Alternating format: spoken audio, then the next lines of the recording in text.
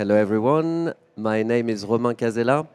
Welcome to Maison&Objet and to this talk today, where we are exploring a topic which has become increasingly popular over the past few years, and that is the world of private members clubs, co-working and co-living spaces.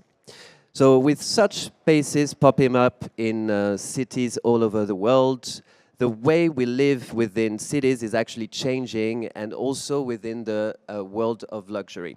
So sharing resources and amenities is now kind of like standardized, is a standardized aspect of modern lifestyles. So designing for such spaces, especially with the individual user in mind, has become quite of a challenge. To help me discuss the topic, we have today three fantastic experts that have excelled in the design and the curation of such spaces. I'm very pleased and honored to welcome to the stage Linda Boronkay, Tatjana von Stein, and Laura Fulmine. Thank you very much. Good afternoon. So coming to you first, Linda. It would be great, actually, if you could introduce yourself and tell us a little bit more about your creative practice and your creative journey. Hi, everyone. Thank you so much for having me, first of all. It's lovely to be here. Such a lovely occasion. My name is Linda Boronkay. I am the founder and creative director of my own practice, Linda Boronkay Design Studio, which I started about 5 years ago. And prior to that, I think what I'm probably most known for is my role at Soho House, where I was design director. And yeah, during those years, I had the chance to design over 20 projects for the Soho House group, a mixture of members clubs, restaurants, private residences. And right now, we are a team of 21 people based in London. We also have a little practice in Sydney. And we are working around the world in 8 countries and 4 continents, and working on a mixture of hospitality and residential projects. As a design director at Soho House, have you seen the needs and wants from the users, from the people being part of of Soho House evolving? Yeah, certainly. I think over the years you could recognize certain needs rather than trends.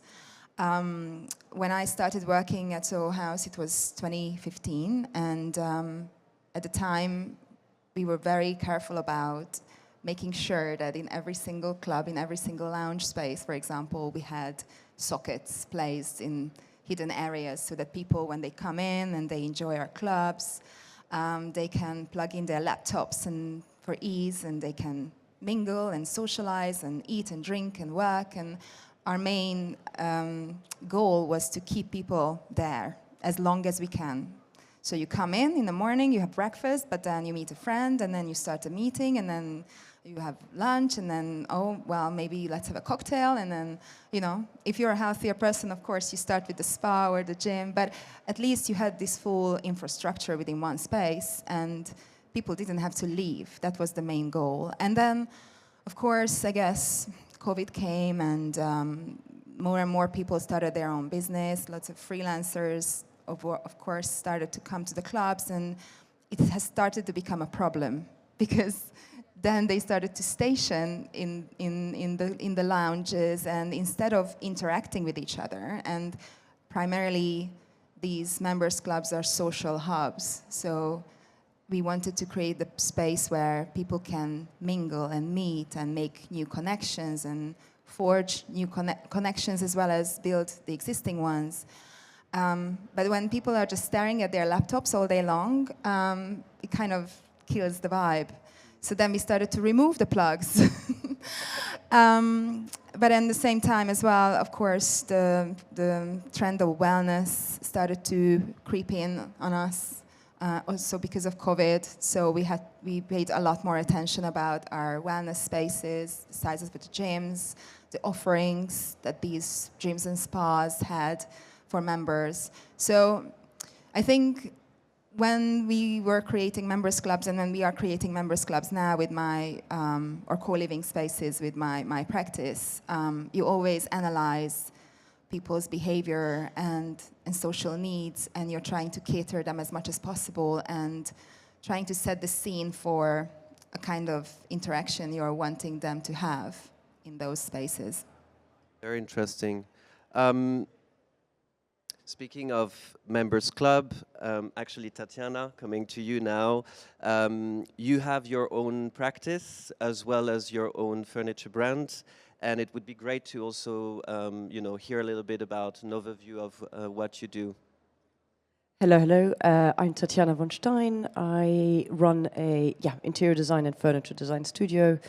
We're based in London, but I'm half French, half German. So I think by nature we have quite a lot of international projects. Very international team, and a big passion for what we do, really. So one of the projects that you were just referring really is Lalia, yes. Yeah. Could you tell us a little bit more about this, Yeah, so we started working on Lalia actually, which is a members club in Palma in Mallorca. I think Mallorca used to have a bit of a bad reputation, I'd say. But over the years, more and more amazing founders and people have moved to the island. So we were recruited to design its first really members club in the heart of the old town in Palma. And it's quite an amazing thing because, well, I don't know if you'd agree, but London is certainly full of members clubs, if not too many. It is, yes. So, and they all have their own identity, etc. But in the end, it's becoming a bit repetitive. But places like an island in Mallorca, where actually people are living by the sea, on the mountains, all over, and have quite an international background, I think there really was a need of connection. And so, for us, that was quite a wonderful thing to work on, because it felt like a need rather than just, another kind of same, basically. So it was a really wonderful project to work on, a passion project, I'd say. Probably the most sustainable project we managed to do. So we really worked with so much local materiality and craftsmanship and really brought it to life in a different look and feel from an international perspective, I suppose, and create some sort of resonance for an international audience living on the island, really. And to your point, our goal was, how do you create a space which is really flexible in use? So during the day, you can come and do your yoga and work, etc., and turn it into something a little bit more indulgent and sexy in the evening. So the building is full of rooms. So it really, I suppose I approached it with tempo. So you really move through the space in different speed, I suppose. And it goes from elegance to smaller rooms to larger rooms, spaces which are a little bit more buzzing and spaces which are a little bit more intimate, which is, I think, something that we approach for all our hospitality projects, is how do you create a moment of intimacy, but also a true moment of connection at all point. Not an easy one. Pardon? Not easy. Not easy. Not We easy try our at best. Coming to you, Laura. So you're the founder of MAH, a platform for the buying and rental of art. Yes. So could you give us a little bit of an overview of what you do, your work on multiple, in multiple ways? Yeah, absolutely. Hi, everyone. Thank you again, obviously, for being here, for inviting us. My name is Laura Fulmine. I'm a stylist, interior stylist, creative director. I've been doing that for about 20 years, I think, based in London. Oh, scary. It's weird to say that, right? No, maybe I shouldn't say that. Let's not start with that. A lot of experience doing interior styling. And then about 6 years ago, I think, I set up MAH Gallery, which started out as a kind of prop hire space for licensed art to use, which didn't exist in the UK, actually. And it's kind of since then grown over the past 5 or 6 years into a gallery, and also hiring to interior designers, a lot of interior designers, stylists like myself, and then for clubs, offices, and then 2 years ago we opened a concept store, which is called The House, which takes experimental. I get artists who want to do experimental pieces and take on experimental commissions. So that's kind of the basis of MAH. And in terms of like actually the rental experience, the rental business, do you think that it's actually bringing a very interesting element of, you know, fresh aesthetics for Absolutely. It's private great clubs for those where it's- spaces because people are coming into those spaces, they're seeing things, and for us, sometimes the art is bought because it's from actual artists, which I think is something huge for Soho. Soho House has, like, I think one of the biggest collections of art that they obviously own. But then in other members clubs and other spaces, they refresh the art. The art is available to buy. Okay. And so art, I mean, for all of my interior projects, mostly a lot of my interior projects, I start with the artwork. It's a Okay. real basis for the interior design. So I think that art really helps to change a space. So without having to change, you know, paint walls again, you change up the art and it feels refreshed. So I think renting out art, allowing those people to hire different art over certain periods of time really helps. And I guess it also creates some kind of sustainable ecosystem as well, because Absolutely. you know, like you can keep the look and feel of a space Without having to spend new, too much money. fresh, as well. but still, Yeah. very interesting. Yeah. And Linda, actually, when designing this, you know, particular type of spaces, what do you think would be the fundamental elements that designers should focus on? I guess functionality, Okay. first and foremost, and longevity, because you tend to forget that these spaces need just as much traffic as an airport lounge. And you still have to make it look like someone's home. So I think those are the two things that people maybe don't perceive when they first enter a members club, but they have to withstand a long use and lots of traffic. But then as well, it all depends on what kind of members clubs you're designing and what the function is and the age group and what you're trying to get out of it. But for me, with the members clubs, it was always creating that sense of excitement and what Tatjana was talking about the journey and with how people enter and the first thing they see. And it's almost like being a movie director and you have all these pieces and you're trying to piece together a movie, and you're trying to think about the perception and that emotional impact that people will have when they enter your space. And for some space, you will want them to feel excited and that they're just going to have the best night of their life, and with other spaces to be able to focus and or relax. But I think mainly functionality is very, very important. That, you know, you consider table heights, seat heights, the materials you're using, how they're gonna wear. Yeah, and that you know, that sort of like makes me think of one key element, which would be versatility. And I'd love to hear your thoughts on that, Tatjana. Like, you know, obviously these spaces are welcoming people who have like many different lives and many different needs on a daily basis. So what about, how do you approach such versatility between a place that's almost like a retail experience, hospitality, events, and so on and so forth? How does that work? I think lots of different corners. Lots of different what? Sorry, can't help laughing every time when we look at each other. I think just versatility. I think, you know, from the type of furniture, the heights, the colors, etc. In the end of the day, I think what a members club does, which different spaces don't, is you're trying to get people in at different times of the day for different reasons. You want them to come on their own or to have a meeting, but you also want them to come with friends and have a really fabulous evening. Exactly. And I think, obviously, if we can, I think it's hard design-wise, but there is a way with lighting and colors, etc., to make of, you know, a really flexible mood in a space, even in one space, and the type of seating. But I think it's also okay to have, well, depending on capacity needs, and, you know, there's obviously, you know, we always have to think as designers about helping to generate revenue in the back as well, do you know, which means that every single seat, very you know, important. as much as you can, has to be possible to, I mean, I recently went to a hotel and it was impossible to eat or drink at a table, and therefore the whole room was, you know, empty.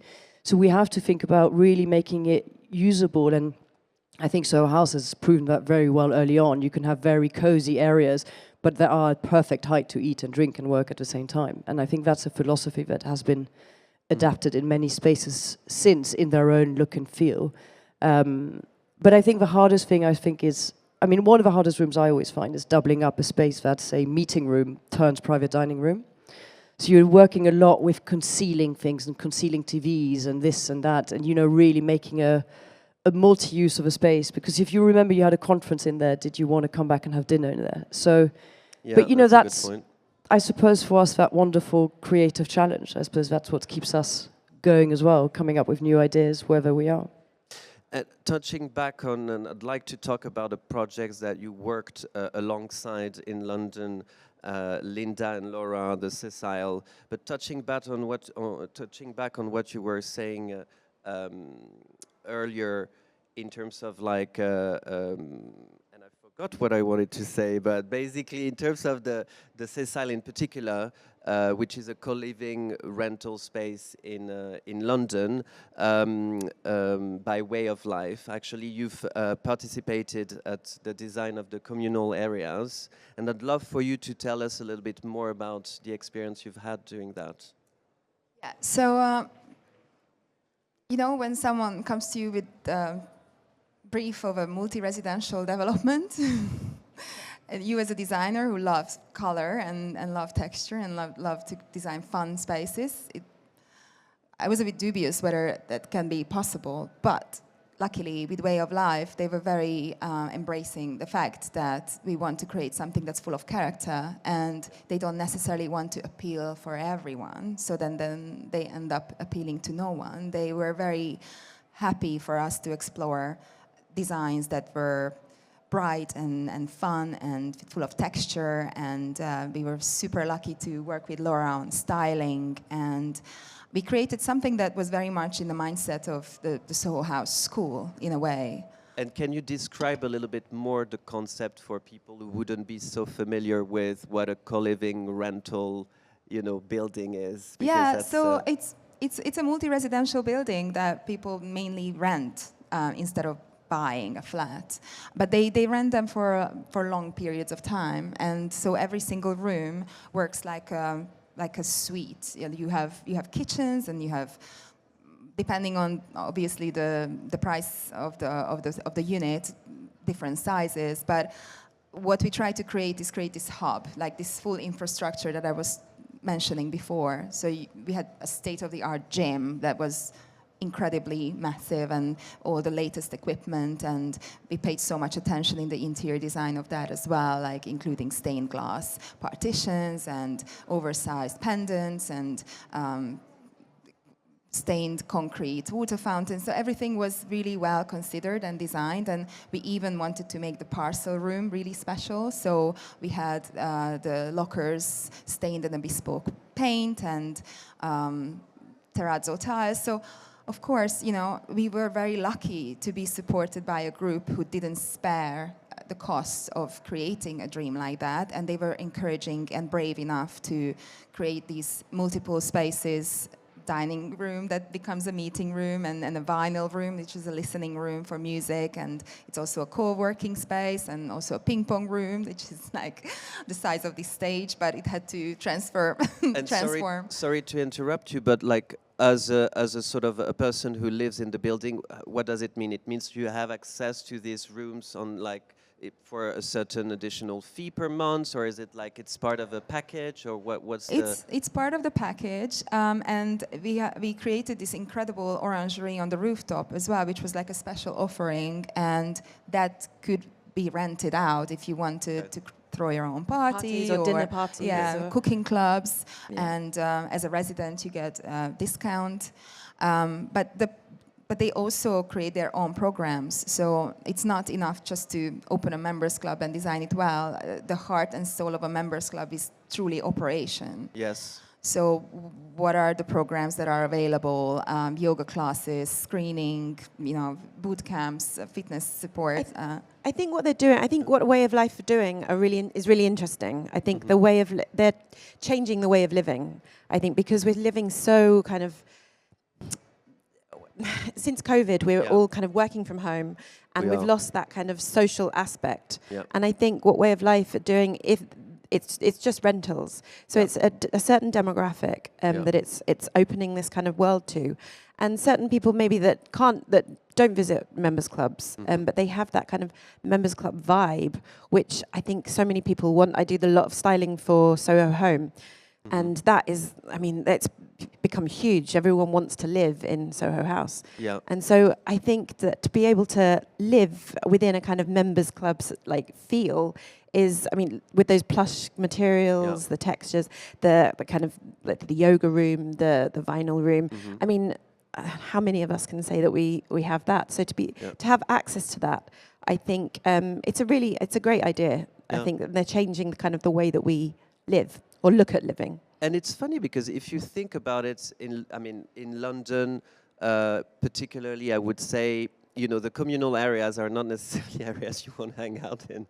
You know what I mean? Like the hallway, the entrance, like the spaces where people are kind of like passing through every day is not necessarily something that has been given much love. Yeah. And I think it's very interesting, and that goes back to the point that I forgot earlier. It's very interesting that you're, you know, as designers, as curators, as creatives, you're looking at the way society is evolving.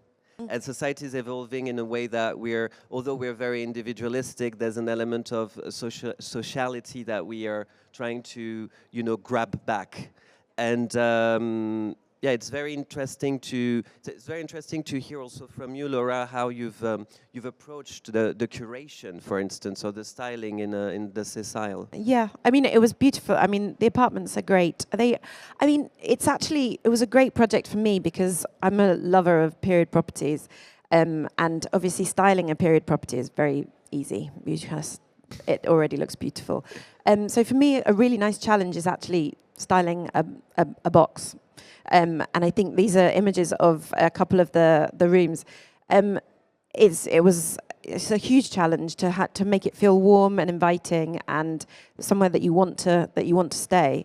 And obviously working kind of inspired by Linda's the rest of Linda's interiors. It was fun. It was really fun. And I think so many people kind of with new builds as well. It's almost like you're in these little boxes and then you're trying to get out as quickly as possible. And I think in the way of life apartments, you're very happy in them, and then almost like members clubs, you actually stay in the building as well because there's so much to do and there's so much on offer. So I think it's really interesting. Can I just interject, because I just remembered that I met someone on a dinner party, and she mentioned that her brother moved into the Sessile.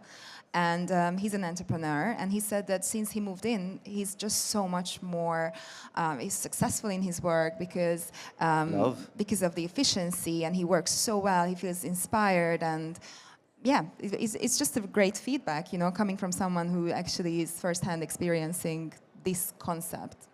Yeah, I mean, and for someone who really is into interior design, I mean, what a luxury. Because like the work you're doing is so beautiful, and you know, also in London there's a lot of developments, contemporary developments that, you know, end up looking like literally a repetition of very boring things, very boring, you know, designs that are just copied, pasted, and it's such a. I discovered it, the Sessile, and I was really stunned because it's a really one-of-a-kind space. So congratulations for that. And actually, that goes back to this element of residential and commercial. Tatjana, you're working on both. In both fields, and we were talking. I mean, Laura was mentioning the idea that people want to live, you know, are very inspired in, for instance, the Soho House interior design, and almost want the sort of like this interior design in their place. Like, what's your experience actually working in both fields, in both worlds? Do you feel that, for instance, the Lalia in Palma has kind of like inspired people to get their interiors designed the same way? Oh, I don't know about that yet. I'll tell you a bit. I think if you hire someone who, I mean, our studios certainly started more in hospitality, and residential is a little bit more recent. But if you're going to come to us, I think you're already looking for an experience in your home as a first instance, you know. We by nature are a little bit more theatrical, a little bit more indulgent, and I think perhaps to your point, sorry, something flying, you know, people, I'm not saying, you know, this, in the end, taste is subjective. I think that's the one thing you have to admit as a designer. And very beautiful neutral palettes, I always admire. I somehow never am able to do them myself.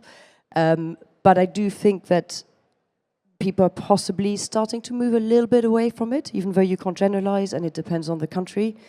And I think, slightly going off topic, but I also think developers are moving from this. I think there was a really safe avenue for a long time, which is doing developments which are for all, you know, and they wanted to be able to target the American market, the Chinese market, the European market, and the more neutral it is, maybe the better it is. And I think with time, it feels like they're starting to get a little bit more adventurous and maybe are making a point of having a point of view. And if you have a point of view, you're actually creating a community by doing that, because whoever is buying within that particular point of view already has something in common. The Sessile, I'm sure, is one of the examples. The television center I'm working on it is the other example. And I think more and more they're trying, I think maybe they're going back to, oh, actually, maybe it is good to bring people together who have a certain kind of way of thinking, you know? So to your actual question for residential. Yes. No, it's fine. I think it's all the same. I think COVID has changed things for sure. You know, people are looking for their homes to be their office, their entertainment, where they can do sport, where they can do everything as well. And I just feel that in general, all industries are merging. You know, I think from early on, our first ever job was a concept store, and retail wanted to be hospitality, and then hospitality wants to be retail, and workspace wants to be members clubs, and homes want to be members clubs, and fashion industry is launching homeware. I think it's all becoming one beautiful blend, basically, and I think that's how we have to approach things at the moment. And perhaps, you know, things will become a little bit more isolated again at some stage. So I think that homes is the same approach. I think people are using, or at least when I approach a residential project, I approach it in the same way of experience, emotion, tempo, which room brings what emotion, how can it go from morning to evening, you know, what is more family, what is more entertainment, what is a peaceful room. And of course, in homes it's different. You're slightly also led, well, not led, but I think what we do for brands in hospitality, we try and do for clients in residential, which is trying to understand them, the location, their needs, and come up with a design solution and approach with our kind of, you know, design flair, I suppose, and language. Can you just tell us about the television center that you're working on? Yeah, so the television center had a fantastic phase one for all those here. It's for old BBC towers in West London, and their first development was... An iconic building. Is iconic. Yeah. They did a big residential phase launch, which was very successful, so House White City is in there, so it really became quite a destination, I'd say. They've created a whole very creative hub of businesses and homeowners, really. So phase two is, of course, challenging for them, because how do you follow up with that? And I think, you know, this is a multi, I mean, this is so far away from a kind of boutique studio of things we usually do. But I thought it was quite, daring is not the word, but kind of courageous from them as well, because I think they wanted to go with people who come from a design studio who comes more from a hospitality way of thinking. So we focused on designing their communal amenity spaces. So what was a reception has become this lounge, workspace, you know, the wellness area here. Well, that's the bar, the lounge, the area. You know, they're all, what could be a private bar, what actually is your own private use as a residential owner, you know, and we try and imagine them wanting to host their birthday parties in there, having guests, really using every square meter, because, well, property is expensive in London. So how do you, you know, add value through the amenity spaces, and how do you bring people together? And there's already a fantastic yoga sports space in White City. So we looked at the wellness area from a different perspective. It's more meditative. It's a little bit more healing, rather than kind of more sports orientated. They're more private spaces if people are feeling a little bit vulnerable in a Soho house full of good-looking people. You know, it's just looking at it from a different angle. You know, we're all trying to, I suppose, create more and more spaces that complement what else there is around, which is what this space is doing. And you know, it's like it's funny because I actually am a member of a members club in. I mean, I'm a member of a Soho House in London, and it's true that you know I'm experiencing a bit of issues. I'm just sharing that very openly because it's beautiful. I'm very happy to be a member, but it's not so easy to find a space in the morning. Like it's become really overcrowded a bit, and exactly what you were saying earlier, like people end up just you know just like being behind their computers, not you know not sharing with each other. So where do we go from here from a design point of view? I Yes, think sorry. just also just socially, like a kind of social aspect. It's interesting, isn't it? How people want, like the idea of working. It's twofold. Like you want to be with other people. Yes. But then you're all very focused and you don't want to talk to other people. Yes. I think it's just thinking about that idea, like you know how like the WeWork and all those the work I also go there. spaces. Yeah, I mean they have become huge and Huge. everyone is, and they, I mean you used to have like studios that were so boring and so unimaginative, like, Totally. and you just go in and you would just work. But now I think people have understood the value of designing those spaces so that people do want to come in and work and feel creative and inspired and then stay there. And they, especially with the workspaces, it's not about just revenue. It's about creating comfort for people and understanding that our way of working, living has changed. London is expensive. A lot of people are working from home, or not necessarily working from home, working from these spaces, but are able to work wherever they choose. And so they're choosing, so it's important that they're choosing the right places. Exactly. And I think it's just a good question of like people go into these spaces, they want to be around other people, they want to be in beautiful space, but then they also stay in their own kind of world, and it's. And do you think, sorry to interrupt, do you think there's kind of also an interaction with the, you know, with the direction, with the managers to kind of like create also events, to create opportunities for people to interact with each other? Because, you know, you can design a beautiful environment, but it doesn't necessarily mean that people are going to be kind of interacting. That was kind of your point earlier with the developers, Tatjana. Yeah, I mean, you know, we're one piece of a puzzle in anything.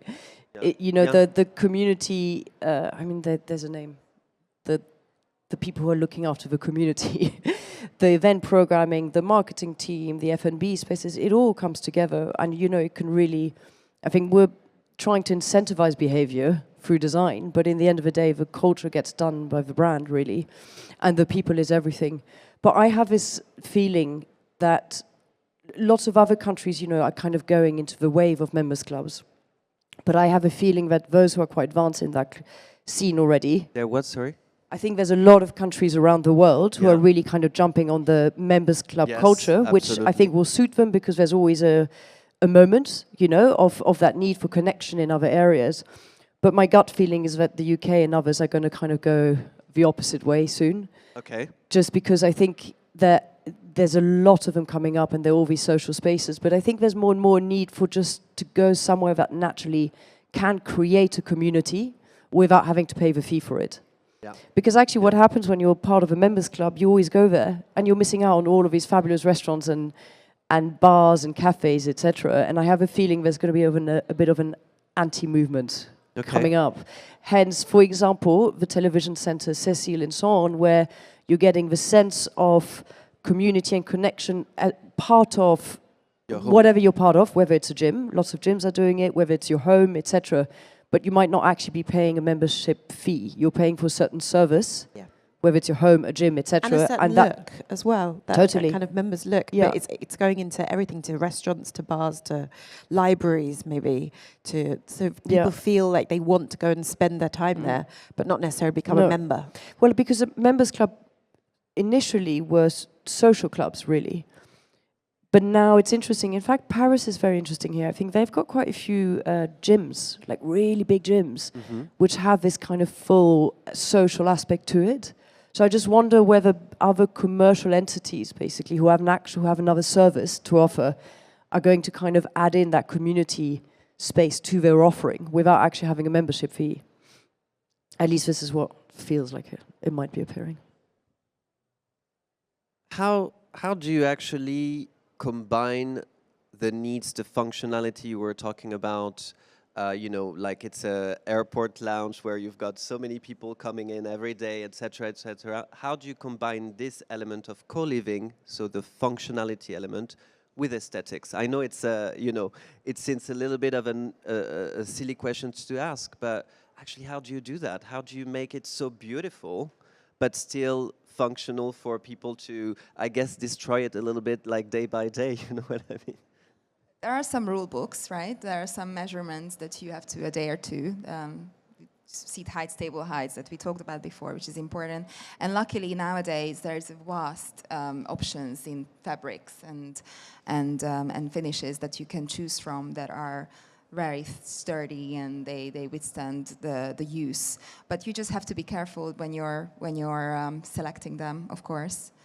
And then the other aspect is the operational, is the operational aspect of the functionality, which you know, when we talked about the multi-use spaces and whether that's a need from operations and how to design that, then it comes you know, that's a design exercise. That's, you know, then you have to find a solution for a problem, which is what design is, I guess. And if those functions work well together, like a dining room that's also a co-working space during the day, and then also like a cinema or a stage for live music, then you kind of figured out that already through doing a few, like, you know the kind of furniture you want to use. Maybe you do modular armchairs that then become a sofa when you pull them together. You pay extra attention to lighting, PowerPoints, so that, you know, there are certain things that you have to pay extra attention to, but then functionality becomes this real another dimension, because then you give another purpose to that space all day, all night long. And I assume that there's also an element of maintenance, you know, because you know, you probably also integrate to some extent some sustainable thinking in your design. So, you know, how I guess there's like quite a lot of reparation and, you know, maintaining like a beautiful space with great, you know, great fabrics, great pieces. Like how does that work?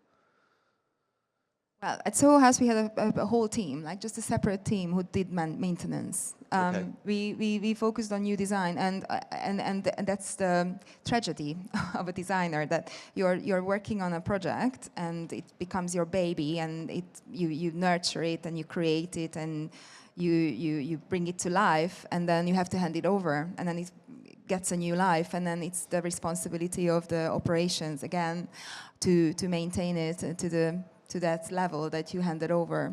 But it's you and have not to move things around when you walk in.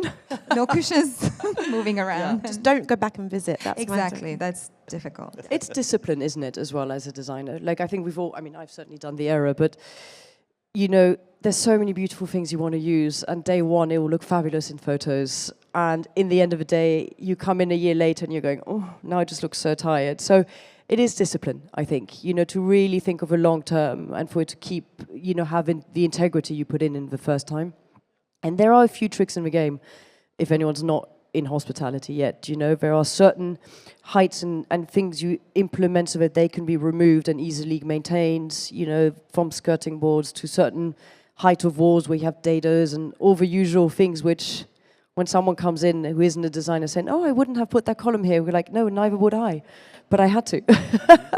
You know, there are certain measures to help maintain, you know, and I think, you know, to your point, there's so many contract furniture, but I struggle a bit more with that, but contract kind of fabrics and materiality, which are getting better and better, I have to say.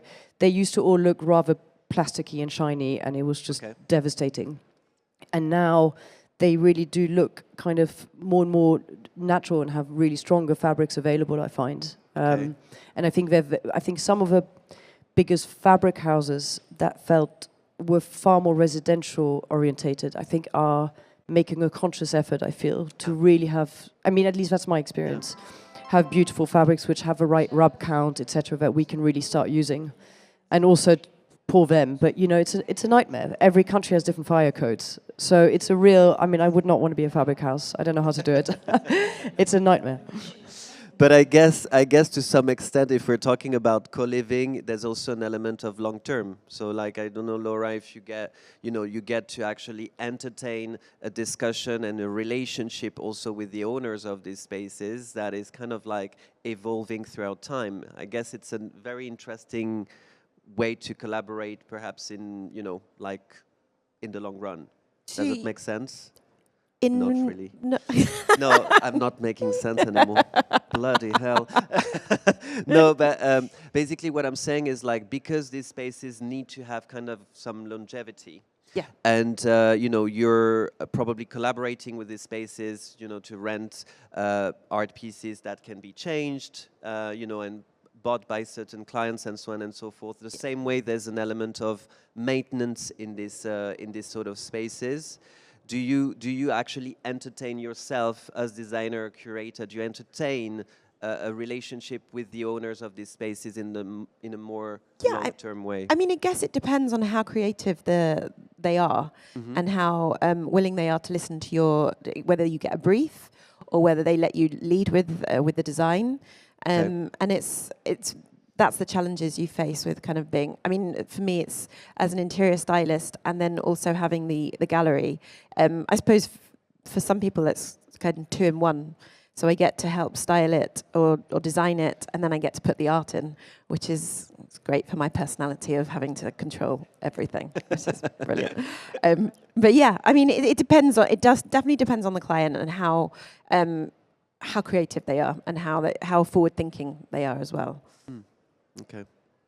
And for you, do you feel like you're actually entertaining a relationship with, for instance, Lalia or the Sessile? Yeah, always, for sure. I mean, it's a dance, isn't it, with your client for a long time. So you try and keep that dance going.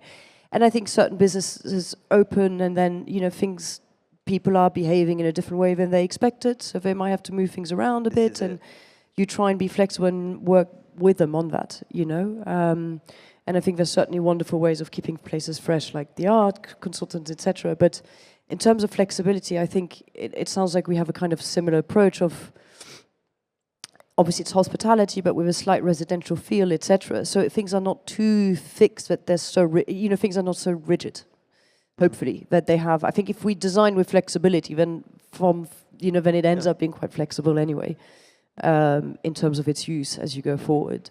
Because the way we live is also evolving quite a lot, quite fast. That's also what I meant. I guess there's this need to be flexible from your end and to entertain that. Yeah, but to Linda's point, it's funny because you're designing the way someone sits, whether it's high, whether it's low, whether it's soft, whether it's thing, but you're just making sure there's sockets bloody everywhere, Yeah. And it's just I think you're just trying to allow for movement, I suppose. I would propose to offer to open questions to the audience if anyone has a question to ask to our great panelists.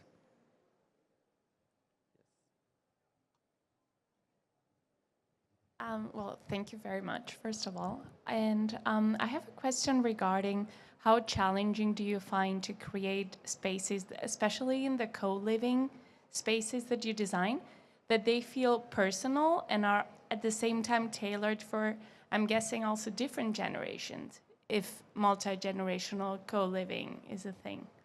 I'm wondering about this personal aspect and at the same time tailoring people of different generations.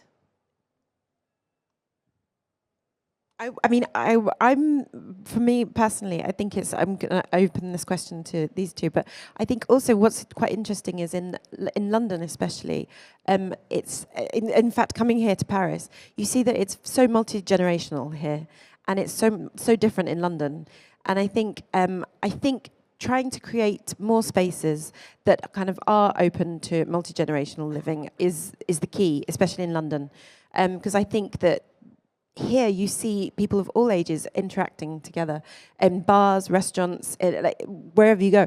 And I feel like you don't see that very much in London. And I think that's something that we need to think about as designers as well, to how to kind of create that more social aspect through the generations. But yeah, I mean, I don't have too much experience with co-living per se, but like Television Centre is a people actually have their own apartments, but their amenity spaces. But I think generally from a design point of view, try my best to have something that has kind of still an understated elegance and timelessness. But I think that generally when you're looking in England, to your point, most brands, say co-living brands or any of these kind of developers, they have a certain brand, so they have a certain audience in mind, which in London for sure has a certain age gap to it, which I agree should change hugely. It would make it so much more interesting.